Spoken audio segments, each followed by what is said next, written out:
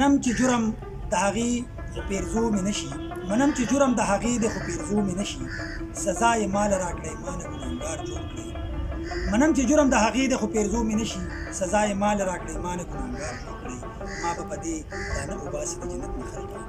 ما به په دې دانه وباسي د جنت نه خلکه صدم پرې وکړی د غنمو نه جوړه اعوذ بالله من الشیطان الرجیم بسم الله الرحمن الرحیم د جرګې ټي وي ګرانو السلام علیکم یو ځل بیا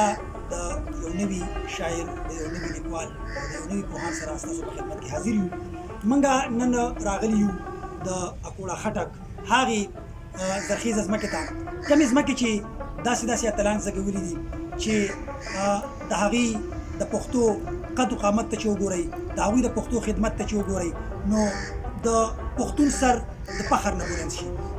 ځکه چې دې ځمکې پښتو له پښتون کلتور له او پښتنو له هغه اتلان ورکړي دي هغه خلک یې ورکړي دي چې پښتون کلتور پښتون قوم او پښتون بچي په هغوی باندې فخر کوي او دا خلک چې دي دا زمونږ فخر دی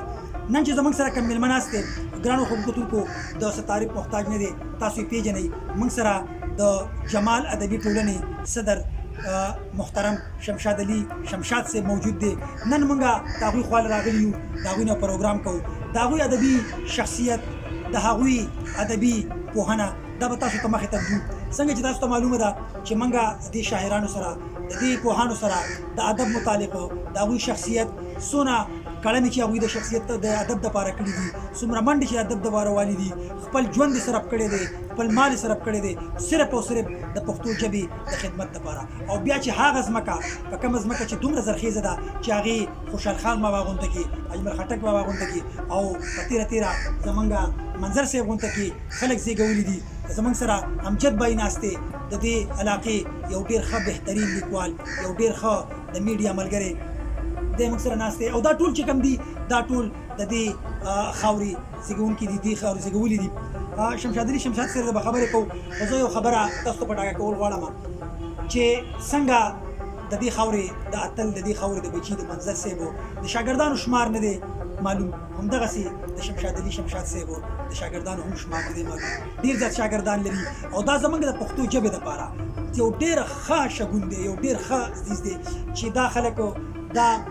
د پښتو ژبې چې څومره خدمت کیږي د پښتو لمنې ته هغه ملغلرې دوی رامخکې کوي او دوی د پښتو لمن ته هغه ملغلرې ورچوي دا د پښتو خدمت دی او داسې خلک چې موجود دي انشاءالله زموږ پښتو ژبه به دغسې په وړاندې روانې او دغسې په وړاندې به ځي نو نورې خبرې نه کومه خبرې به د شمشاد صاحب سره وکړو د هغوی نه به د هغوی د ادب متعلق چې څه هغوی کړنې کړي منډې ترړې والي انشاءالله د هغوی نه به نورې خبرې او کلامونه به تېر شمشاد صاحب تاسو ته جرګه ټي وي کې ډېره مننه عادل صاحب ستاسو ډېره شکریه ادا کوم چې تاسو تر موږ پورې راغلئ پیر صاحب مو ځان سره راوستو نادرخان لالا شو دغه بل ملګری شو نو یقینا چې دا موږ دپاره ډېره د اعزاز او د خوشحالۍ خبره ده چې موږ ستاسو مینوالو سره ستاسو ملګرو سره ستاسو دوستانو سره موږ معرفي شو یقینا چې موږ دپاره دا ډېره د فخر خبره ده چې موږ دپاره فخر خبره خو دا ده چې موږ داسې نن په داسې ځای کې موجود یو موږ د اجمل خټک بابا د مزار په احاطه کې موجود یو او بیا زموږ سره د پښتو ژبې هغه لیکوالان او هغه اتلان ناست دي چې یوازې موږ نه پښتانه لیکوالان نه ټول پښتون قوم په دې باندې فخر کوي په دې باندې ویاړېږي چې موږ پښتون قوم هغه اتلان لرو هغه خلک لرو د منظر صاحب په شانتې اجمل بابا په شانتې د خوشحال خان خټک بابا په شانتې شمشاد صاحب خبرې خو به نور هم کوو ډېر کو دي تاسو ملګرو سره وایي څه ښه موقع د ځان نه یو سړی سردار جوړ کړي څه ښه موقع د ځان نه یو سړی سردار جوړ کړي او ما سر راوړی دی نران شي تاسو دار جوړ کړي دلته زما سره انصاف د وفا نه دی شوی او یو څو لازو ته په دې وران سپیناتا جوړ کړي او مونږ خو اکثر بنګلو له سر او مال ګاڼه ایښي وي مونږ خو اکثر بنګلو له سر او مال ګاڼه ایښي وي او د ښار شتمنو زمونږ کلي کې بازار منم چې جرم د هغې دی خو پرزو مې نشي منم چې جرم د هغې دی خو پرزو مې نشي او سزا یې ماله راکوي ما نه ګنهګار جوړ منم چې جرم د هغې دی خو پرزو مې نشي او سزا یې ماله راکوي ما نه ګنهګار جوړ کوي او ما به په دې دا نه وباسي د جنت نه خلک ما به په دې دا نه وباسي د جنت نه خلک او صدم کې وکړي د غنمو لیکوال شمشاد دنیا نه څه په ډېرو ناکړدو تللی دی ای شاعرانو ټنګ ټکوړې په مزار هر څوک قیامتونه د خندا نه جوړوي او پاگل برانه دا ځلې پکار خپل مرګ ورته بخم خو که په دې خبره جوړ شي چې دار به په هر حال کې د پیزوانه جوړوي خپل مرګ ورته بخم خو که په دې خبره جوړ شي چې دار به په هر حال کې د پیزوانه جوړوي او تار گریوان کې سر لوګي بربند کو اوسې ګوره تار گریوان کې سر لوګي بربند کو اوسې ګوره او زمانه سړی خور تا نه شیطان جوړوي چې زه پکې ویر نشم ته ټپه نشي جانانا چې زه پکې ویر نشم ته ټپه نشي جانانا نو بیا څه د پاره غرونه تر اسمانه جوړوي او د شونډو دا یوه کارنامه ډېره د جانانا پیر وای د شونډو دا یوه کارنامه ډېره د جانانو سپرلی زما وطن کې بې بارانه جوړوي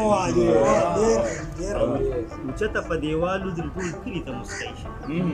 اوچته په دیوالو درې ټول کلي ته مسکی شي او خبره اوس د لاس نه تر ګریوانه جوړوي او که غواړي څوک چې ټول کلي پښتون شي نو بیا واوره غواړي څوک چې ټول کلي پښتون شي نو بیا واوره ممبئی به ملالۍ پیغله له تانې او ما ووجني او تا را پسې روغه لیونی کړي ما ووجني او تا را پسې روغه لیونی کړي او خپل ځان ته جنت څومره په اسانه جوړوي ما ووجني او تا را پسې روغه لیونی کړي او خپل ځان ته جنت څومره په اسانه جوړوي او د زړه حرم مې ټول بغیر له تا هسې مندر د زړه حرم مې ټول بغیر له تا هسې مندر وي شمشاد درنه اوس داسې مسلمانه جوړوي دا نظم بجي د خیبر ځوانانو ته ډالۍ کړو او په خیبر باندې مې لیکلی دی ډېر وخت شوی دی چې ته مې ویلی وي پتا خیبر ته پتا لار د ازمرو ده پتا لار د شاه زلمو ده ته مسکن د ګلالوی تانګړ د خاپیروی ای د لوی باباجي کورا د پښتون د کاروان شورا ستا عظمت ته مې سلام دی ستا عظمت ته مې سلام دی تا لیدلی ابدالي دی تا لیدلی غزنوي دی پتا تیر د وخت رنګ دی پتا تلې هم او رنګ دی د مغل د اسک لپاته ستا ډګر ډګر بیدارو د فیرنګ د وخت یرغل ته ستا بچې بچې تیارو ستا جولۍ کې مو پرانستي خپل سترګې پښتني دي تازه یې کړي په خپل رنګ کې د حالاتو هنګامي دي د دلی په بامو در کې ستا کیسې دي چې گویا دي سمرقند او بخارا کې هم نغمې د پښتونخوا دي ستا د جالې نالوتي دا د سرو پنجو بازان دي ستا په سپورو تړو ناستي که بلبند کې توتیان دي ستا د ژوند سندرې وایي د مړانې په حجرو کې ستا کردار به خامخا وي د دې وخت په معرفو کې بې له تا نه پوره نه دی که داستان د زمانې دی بې له تا نه نه جوړېږي عنوان د افسانې ما د مور نه اورېدلي چې زلمي مونږ د خیبر یو ما د پلار نه اورېدلي چې پښتو زمونږ شان دی د احساس ګل مې مسکې دی که ستا ریګ د بیابان دی هر یو جنگ ته ټینګ ولاړې خیال او سوچ درته حیران دی ستا د سپورو خاورو شور کې د زول سوي ستا د سپورو خاورو شور کې د زول شوي زنځیر کرنګ دی ستا په یاد کې نغمې شته خو ستا د کور په ترشل جنګ دی ای زما د لویۍ سره ته زما یې د سر سورې ستا په وچو وچو تړو کې زما د ژوندون رنګ دی پښتون هلته دی که دلته ستا په نوم باندې ژوندی دی افریدی که ملیزی دی پېښوری که کابلی دی که مامن که باجوړی دی که خټک که یوسفزی دی چې داخل نشي تر څو دی په دې خړو خړو لارو هسې بوت دی چې بس ګرځي نه پښتون دی نه سړی دی داین د ژوند کتاب پروت پتا کې هر قانون دی که پښتون لر دی که بر دی دغه یو د زه مضمون دی د ډیورنډ کرښه چې ښکاري خلک وایي چې بېلتون دی خو چې چېرته هم پښتون دی د خیبر په نامه یون دی که هر څو همالیه شوه په وجود تر اسمانه ستا عظمت له چې پام شي هسې ودرېږي حیرانه د حمزه د سر دستاره د خاطر د ژوند سالاره ما هم ګل د خپل وجود کا د سرو شګو لالازاره چې پښتون مینه شي جون شي یو اواز د لر وبر شي ستا صحرا کې لیونی شي ستا د حسن نه خبر شي ستا په لار چې تیر راتیر شي ستا لمن کې باغ اختر شي د غاصب په کور بشپشي په جبین چې ستا سحر شي ای د ټول پښتون نشانه پت مې تا باندې نازېږي که څوک ځان ګڼي چې خدای یم ستا عظمت له به ټیټېږي زه شمشاد د ستا په خاوره لکه بوټی د شمشاد شم زمانې ته به منظور شم ستا نظر کې چې آباد شي د ګرګي ټي وي ګرانو خوږو کتونکو تاسو نن زموږ سره شمشاد علي شمشاد صاحب واورېدو یاره که زه دا ووایم چې له خو مو نه کېږي چې د دوی نه اجازت واخلو خو د وخت کمې په وجه باندې انشاءالله پر روان پروګرام کې بعد یو نوي مېلمه سره ستاسو په خدمت کې بیا حاضرېږو د الله په امان